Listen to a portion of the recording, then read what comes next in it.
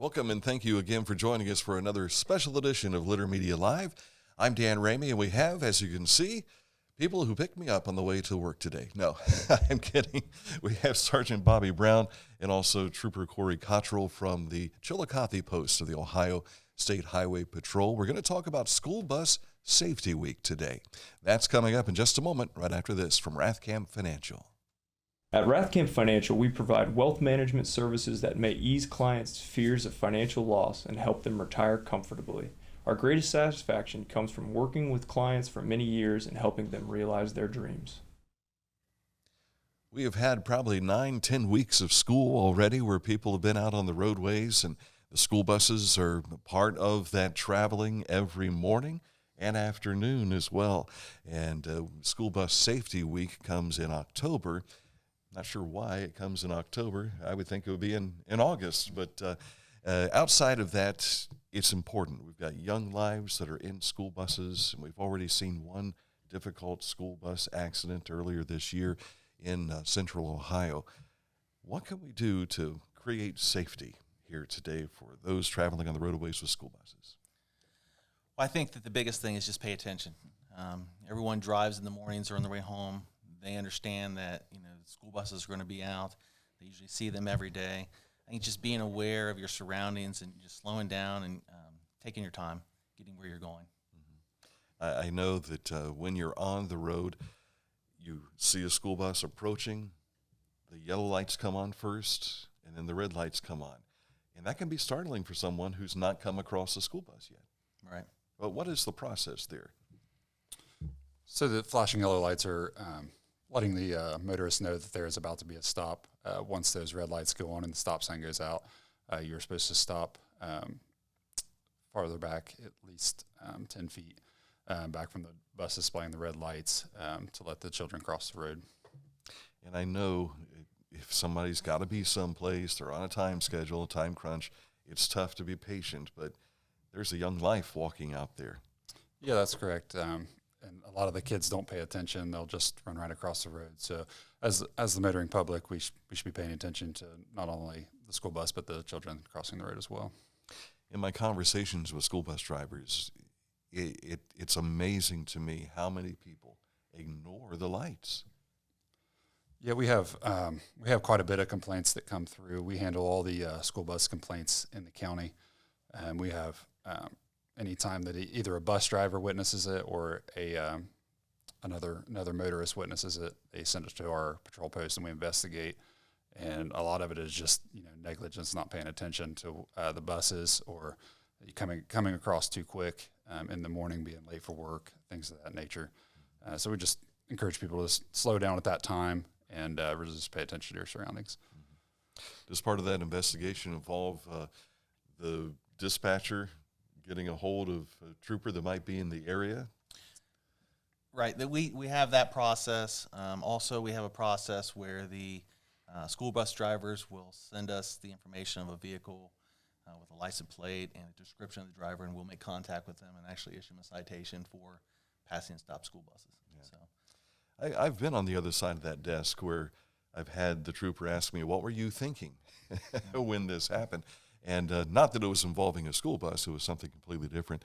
But sometimes we're just not aware, or, as you say, we're not focused while we're driving. Right. I think the biggest thing is, obviously we've changed the texting laws and things now. That's now taken effect. But it's the same thing, just being aware of your surroundings, not being distracted by other things inside the vehicle or outside the vehicle, being focused on, the task at hand. Corey, you're on the road a lot, and so let me ask you, since you brought up the texting law, this is something that for, a 6-month period was a warning period. Now it's in effect. You can have points taken from your license. You can be cited if you're seen with a device in your hands. Yeah, that's correct. And like I said, we really want to encourage people to pay attention at this time. It's hard enough with things on the roadway with other cars. We don't want to put in another factor of you having your head down texting and not being able to pay attention, especially in these school bus areas. We don't want to see a kid get hit or a school bus get hit just because you're not paying attention. During this warning period, have you noticed being out on the road, has it had an effect? Have people started to cooperate better with their devices? Maybe, but we still see quite a bit of crashes that are involved because of texting and driving.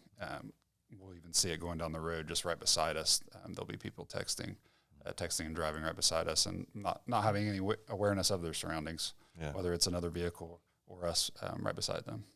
Which means if you see a trooper's car, that should alert you, first of all. But if you're not paying attention, you're not going to see that car. That's correct. What about when you guys were off the clock? Have you noticed the people stopped at traffic lights looking at their phone and so on and so forth? More often, yes. More often than being in a patrol car. We see, at least I see it a lot more. So. And you almost probably want to roll your window down and say, hey. Yes. Yes. All right. School Bus Safety Week is what we're talking about today, but any distraction can create a difficult circumstance, whether it be speed, whether it be just not paying attention. What sort of things that you want to make sure people are aware of, especially this particular week? We really focus on getting in the school zones. We work not just with the school buses, but the school zone. We really focus on, the speeds through that area. There's a lot of turning. There's a lot of stop braking in those intersections, and there's just a lot of volume of cars that go through those school zones, and we're really focusing just watching those speeds as well as the passing of stop school buses or just any other school zone related activity. We're really focusing on this week.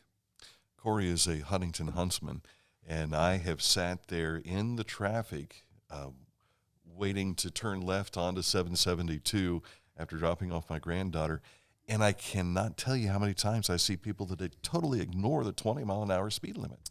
Yeah, and like I said, there's two main roads that go through there. There's Blaine Highway that connects onto 772 and also Roselle, and there's just a lot of traffic there.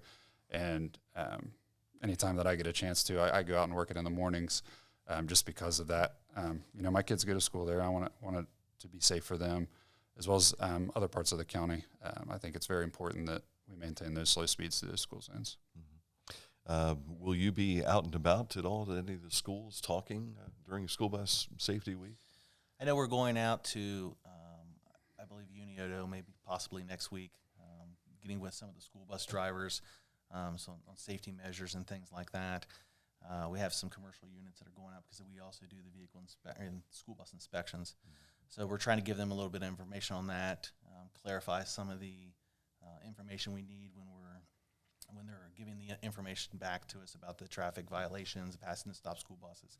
So we're going to go out and talk to them. I mean, we try to reach out as much as we can. I mean, I just, in this job, we're just pulled in so many different directions.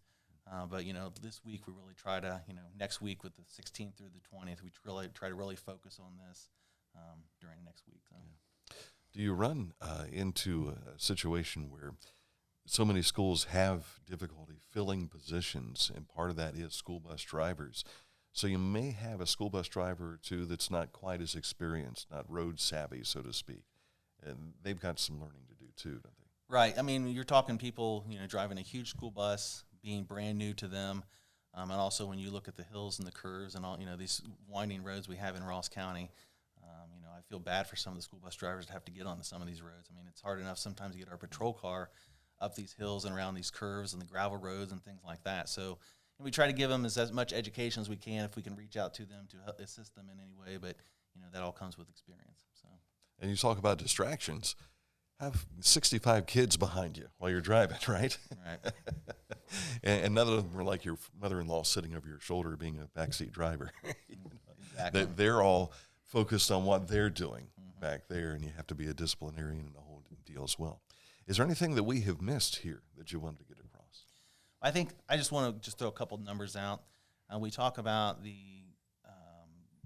letters and things that we receive from the schools about the school bus complaints.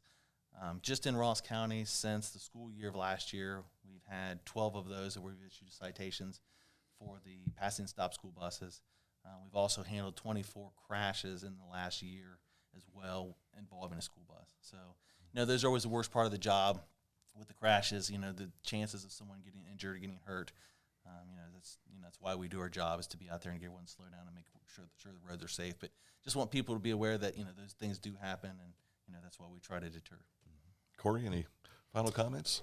No, like I said, like this week we're just focusing on that school bus zone safety, as well as just the violations on the roadway, passing stop school buses, following too close to those school buses, and just watching out for the kids as well. We really want to educate the kids on the school bus safety as well. Maybe not be horsing around on the school bus, distracting the school bus driver, watching the roadways before crossing if you have to cross the road to get on the school bus. So it's not just the motorists. We are talking to the kids as well.